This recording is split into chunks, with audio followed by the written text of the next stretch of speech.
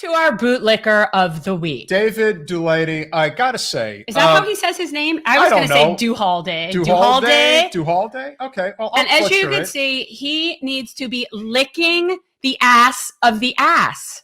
He's licking an ass's ass. Here is a guy who literally came after, listen, you can have whatever opinion you want of certain personalities on social media, and one of them happens to be Ryan Knight. He is not everybody's cup of tea. There are people who take issue with him, and that's fine. Whatever. But if you take issue with whole Washington, yeah, who is fighting tooth and nail to get the Democratic Progressive Caucus chair, Pramila Jayapal, to acknowledge that they are pushing for her signature issue, which is universal health care in the state of Washington.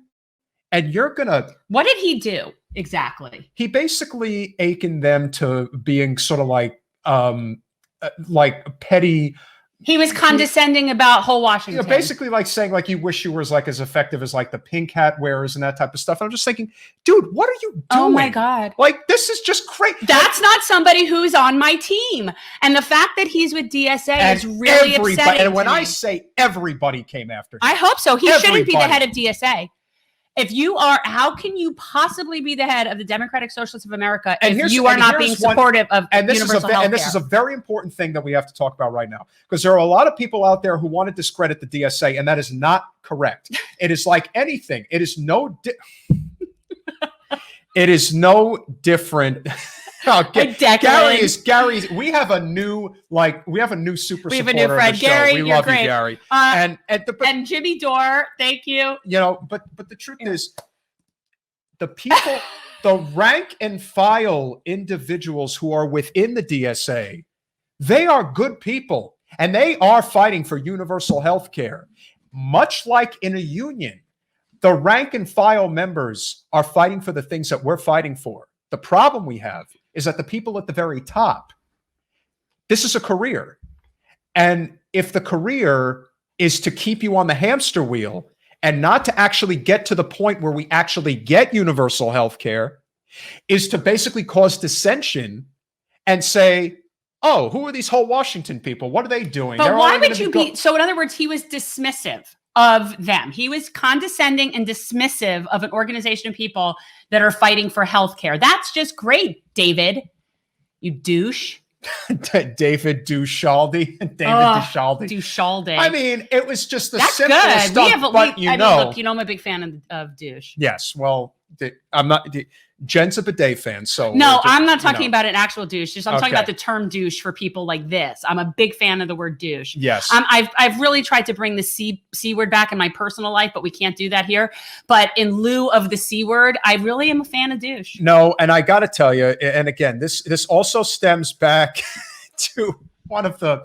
What I really do think is the main component here, which is if there is an organization that is not doing right by the people that are in it, that are trying to do right, there has to be people who are willing to call it out, because a lot of times you don't necessarily see it. And whether you agreed with the tactic of force the vote, we agreed with it in principle. It was not executed well. No, and it could have been done better. And instead of us sort of learning from that and growing as a movement and regrouping and joining, we've now spent the past however many months fighting about it. So this is why we can't. And again, that doesn't do us any good, because what we are trying to do is create the movements necessary at the state level, so that way it becomes a legitimate movement once it gets to the federal level. Universal health care is coming to this country. Oh, people. It's coming. Why must you make it difficult? We tried to do it the easy way. We offered them Bernie in 2016. That was the easy way. And everybody who didn't get that at the time is the reason it had to be done the hard way. And a perfect point is, you know, Biden says that he's removing the patent protection. Good luck. Okay, let's say... I don't trust that. Let's say he doesn't. Even the thought of him removing the patent protection tanked the 4 major pharmaceutical corporations that were part of designing the vaccine. What a surprise.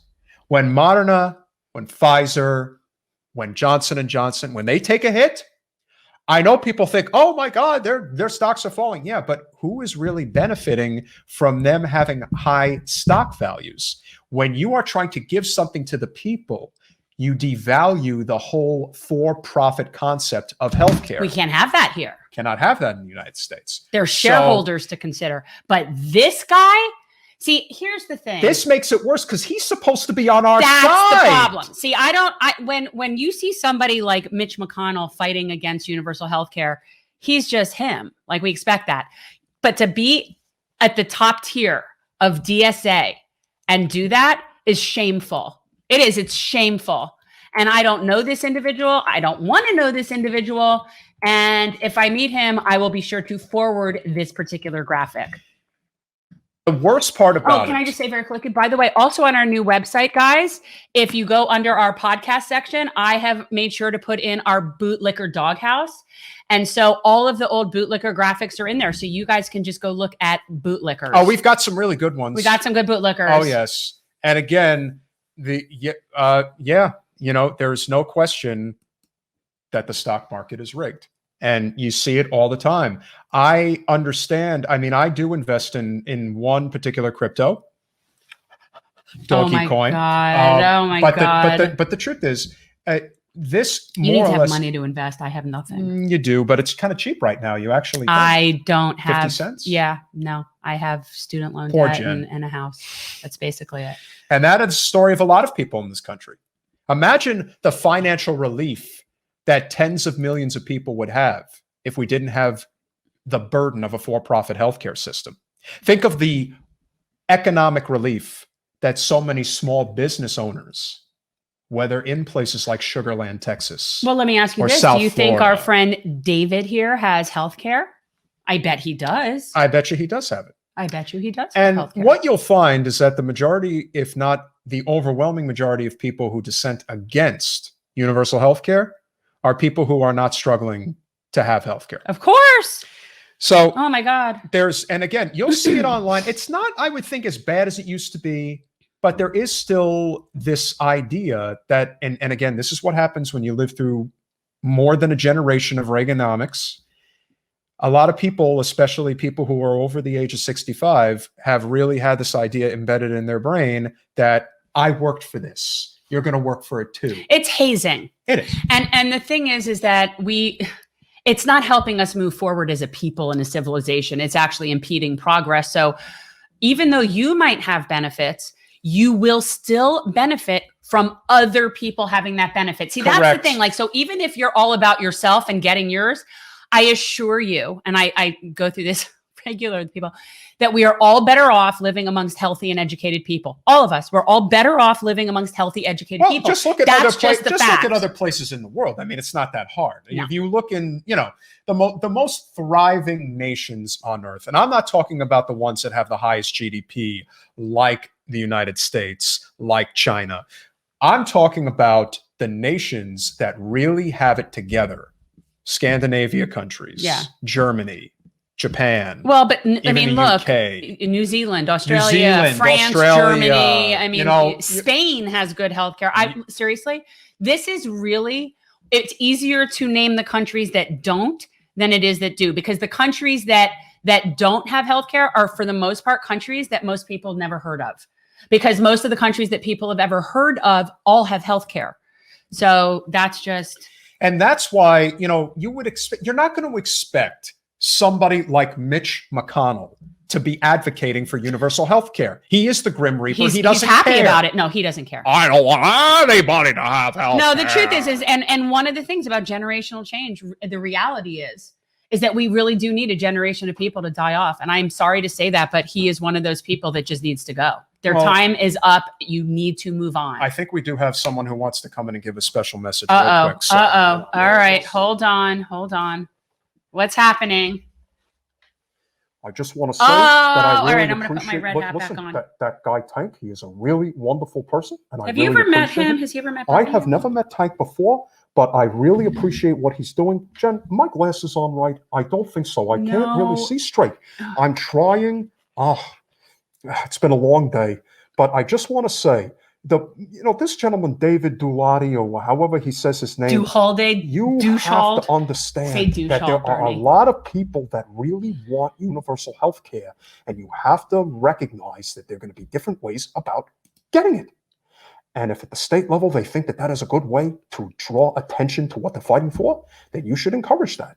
Whether you're in the DSA, whether you're whole Washington, whether you're in the Democratic Party. What do you think about somebody who is the head of the DSA speaking out and condescending about whole Washington? Well, look, I mean, I don't particularly agree with what he's saying. I think he's wrong. I think we all should be fighting for universal health care, and we need to have a coalition across all different sects of the political spectrum. It is not an easy thing to do, and a lot of egos are in the room, and you got to have thick skin, as Jen likes to say. Do a really great job. Oh, yeah. What happened to Bernie's lip? Oh. Hold on a second. My lip. There it is. Oh. Thanks, John. John, thank you for noticing.